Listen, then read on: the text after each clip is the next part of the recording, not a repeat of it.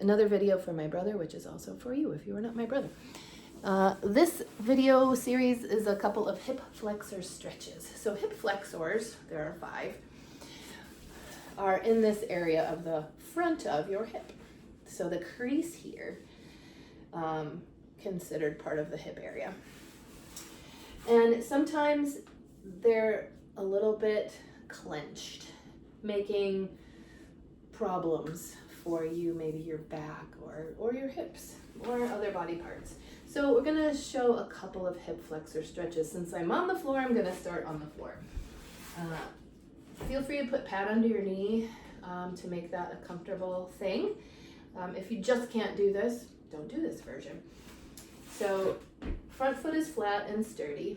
Your feet are not really narrow, so you're kind of wide, about hip width apart. Your front foot is in front of one hip, and your back knee and foot are in front of the other hip.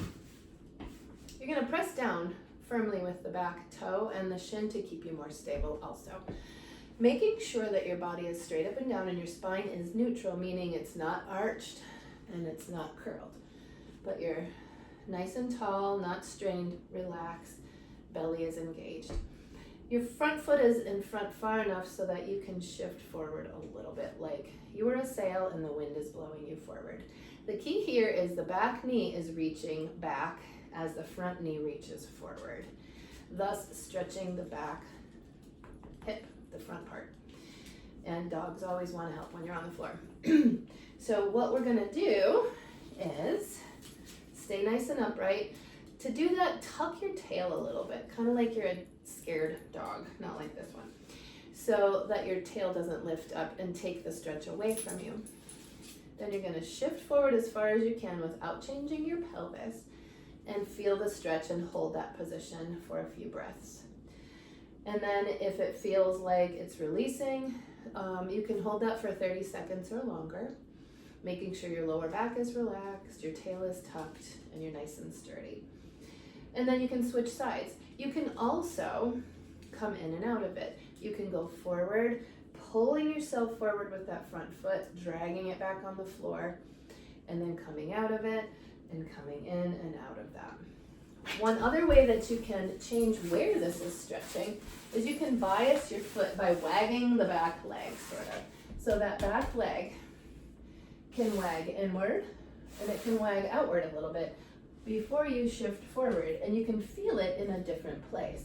So make sure you try to test that out and hit all the different places where you might need a stretch. Again, the key is to hold it or move in and out of it for a while until it feels different. Another way to do a couple of hip flexor stretches